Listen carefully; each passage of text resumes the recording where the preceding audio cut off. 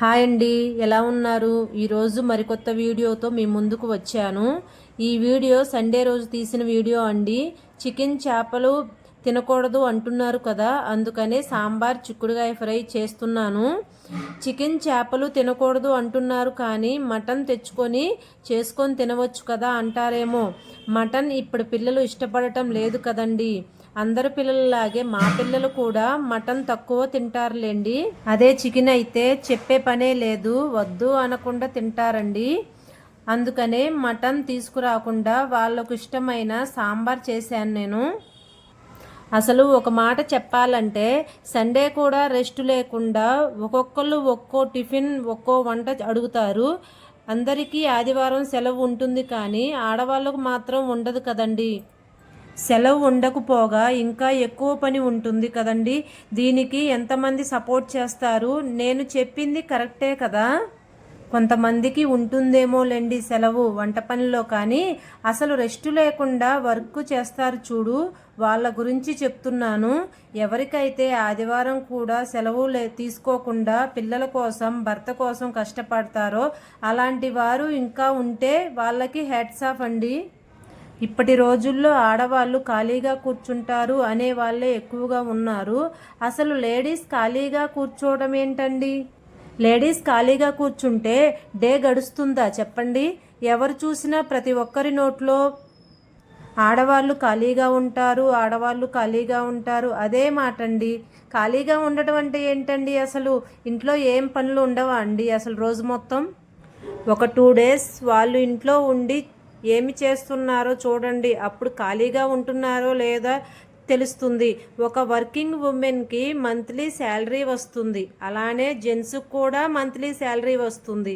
కానీ ఏ శాలరీ లేకుండా రోజు మొత్తం వెట్టి చాకిరి చేసేది ఒక్క హౌస్ వైఫే కదండి. బయటికి వెళ్ళేటప్పుడు ఇంట్లో వర్క్ మొత్తం కంప్లీట్ చేసుకొని వెళ్ళాలి. వచ్చాక మళ్ళీ రొటీన్ అండి. తన వర్క్ తన కోసం ఎదురు చూస్తూనే ఉంటుంది. ఒక్క రూపాయి కూడా ఆశించకుండా కష్టపడే కష్టజీవి ఒక్క హౌస్ వైఫేనండి. ఆ హౌస్ వైఫ్కి మళ్ళీ హోమ్ మేకర్ అనే బిరుదు ఒకటి. హోమ్ మేకర్ అన్నా హౌస్ వైఫ్ అన్నా ఒకటే అర్థం కదండి. రెండిటికి ఒకటే అర్థం, ఇంటి ఇల్లాలని చెప్పేసి.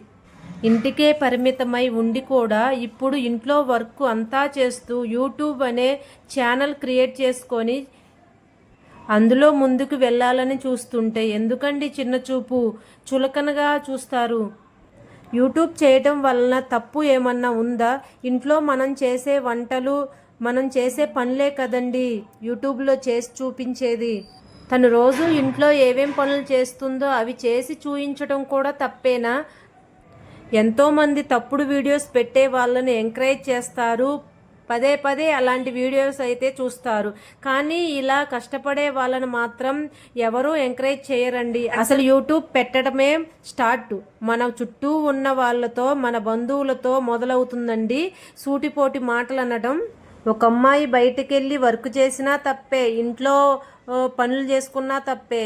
ఇలా యూట్యూబ్ ఛానల్ పెట్టుకొని ఇంట్లో చేసుకునే వర్క్ చూపించినా తప్పేనండి.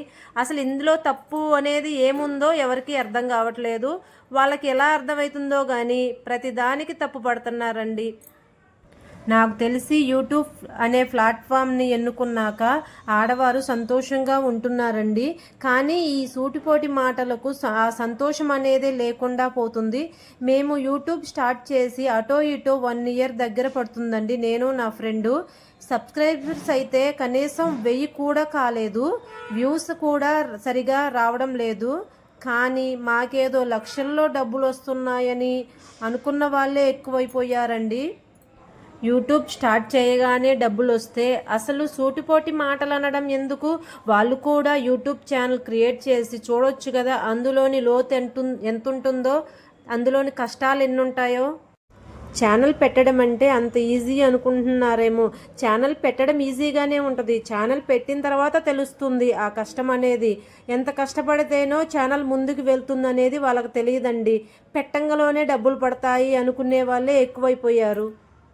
నేను నా ఫ్రెండు ఇంట్లో ఖాళీగా కూర్చోవడం ఎందుకు అని చెప్పేసి first saris 1 gram gold business start చేసామండి.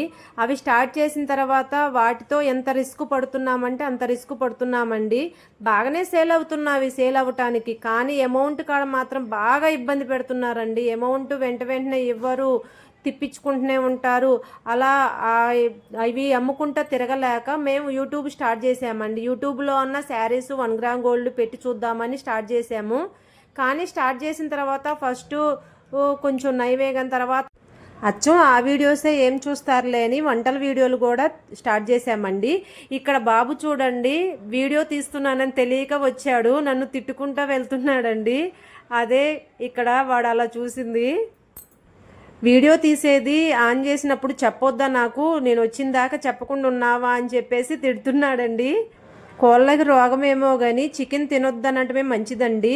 ఈ ఎండాకాలం చికెన్ తినడం కన్నా ఇలా పప్పు సాంబార్ తినడమే చాలా మంచిది. ఎండలు అంత ఘనంగా ఉన్నాయండి, విపరీతంగా కాస్తున్నాయి ఎండలు. నేను ఇలా పప్పు ఉడకబెట్టి మిక్సీ బట్టి ముక్కలన్నీ ఉడికిన తర్వాత పప్పు కలిపి కారం ఉప్పేసి అలా సాంబార్ చేస్తానండి. మీరెలా చేస్తారో కామెంట్ చేయండి. ఇలా పప్పు మిక్సీ బట్టి మెత్తగా సాంబార్ చేస్తేనే సాంబార్లో పప్పు అవ్వపడకుండా గుత్తగా బాగుంటుందండి సాంబారు. ఇలా ఒకసారి ట్రై చేయండి. మేము రైస్ కూడా ఒక పట్టు పట్టించే వాడతామండి. ఇవి బ్రౌన్ రైసు. వీటిలోకి సాంబారు పులుసు కూరలు అయితేనే బాగుంటుంది. ఈ రైస్లోకి ఈ రైసే చాలా మంచిదండి వైట్ రైస్ కన్నా. ఇలా బ్రౌన్ రైస్ ఇలా ఉంటాయి. బాయ్ బాయ్ అండి. మరికొత్త వీడియోతో మళ్ళీ కలుద్దాము. Bye bye.